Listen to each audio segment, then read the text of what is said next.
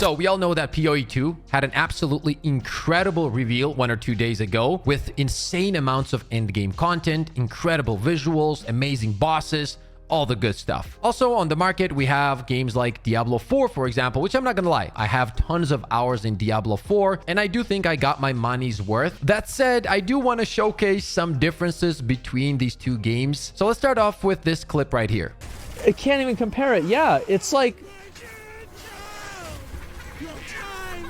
Look, and she stabs the aborted baby fetus with her own fucking dagger. And she throws it on... Oh my god. Bro, this is so good. Now show a Diablo 4 boss fight. Okay, yeah, let's do it. I'm not ready yet.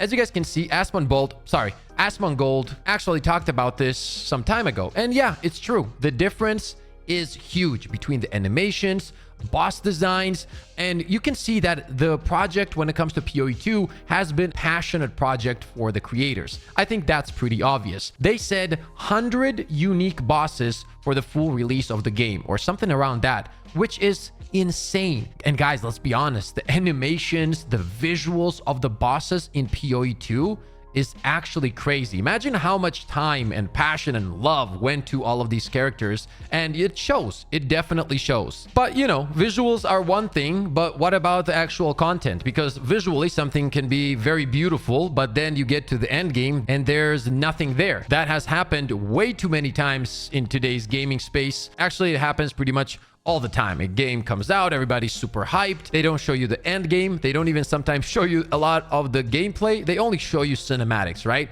And then you start playing the game. You get to the said end game, and there's not much there. And this is where I want to talk about D4. When D4 came out, and the launch is what we're going to be taking a look at here, just to keep it fair, there wasn't really much at end game. The pinnacle of the end game of Diablo 4 was Lilith. That said, if you take a look at the list of the end game content for D4, you'll even see Tree of Whispers. And everything that we're getting in PoE 2 is gonna be there in early access. That is actually crazy. But let's go over some of the things that D4 has stated as endgame. And on paper, it's a lot of stuff. You might think, but Pip, that list is pretty big. Tree of Whispers, are we really gonna consider that like as top tier endgame content? You know what I mean? And then you also have world bosses. And I'm gonna be honest here, my grandmother could probably fight back in a way more ferocious style than those bosses. Okay, like those bosses are just not it. And my grandma is like 80. Yeah, now she's gonna see this and I'm kind of cooked. But the point is, those bosses don't really have that kind of feeling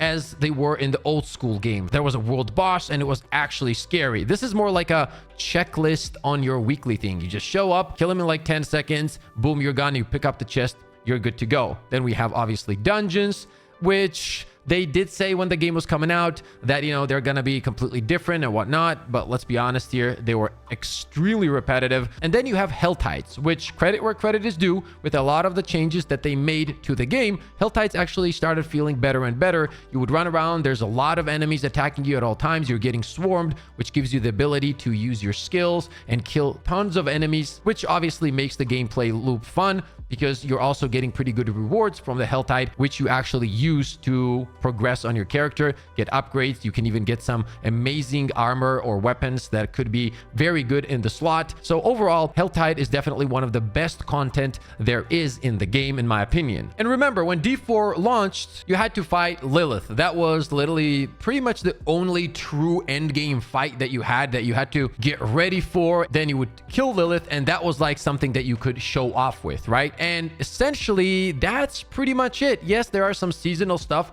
that gets added to the game. We all know how those seasons go usually in Diablo 4. It launches, it's horrible. Then we have to listen to the devs for like, you know, a few weeks, months, years, I don't know. Then it gets fixed. Now it's okay. It's not even the best. And then we go in this circle over and over again. And also what a lot of the times happens with these games is that, for example, there's a very beloved feature in the previous version of the game, but then this new game, in this case D4, starts, and a lot of the things that people actually loved in the previous game just don't even make it into the new game, which, if you think about it, why would you even do that? You already know, you already have an example of people enjoying enjoying your video game and these specific things from your video game, and now you're making a new one but with less features that people actually enjoyed in the previous one. That makes absolutely no sense. Now, let's take a look at the end game for PoE 2, which is going to be in early access. And also, let's listen to how the devs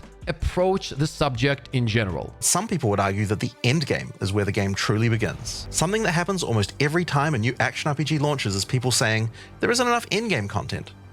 Well, we want to make sure that in PoE 2, people don't feel that way. At the start of early access, there'll be 50 bosses and around 400 monster types. We are going to be adding a lot more over time, but for Path of Exile 2, we decided to start with 7 distinct systems you can progress through. This is the Atlas, and it serves as the core of the endgame for Path of Exile 2. It's infinite and expands in all directions. Yeah, you heard that right.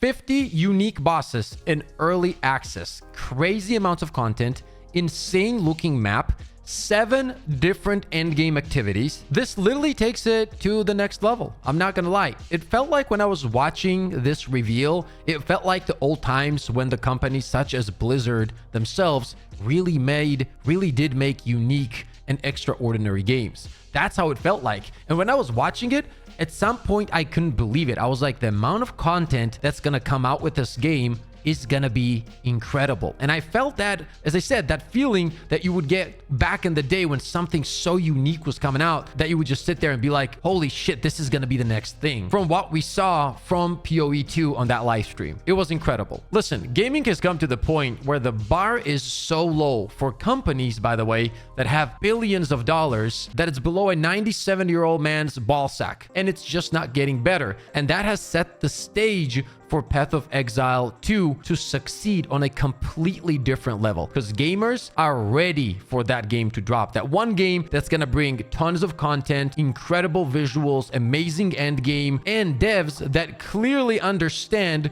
what their consumers want. Like if you listen to that interview that we just showcased, you can clearly see he knows exactly what people want, and they're just doing it. And in reality, that's just as simple as that. But a lot of these companies kind of ignore that and do whatever they want, and then they have to fix the game for 6 months or a year.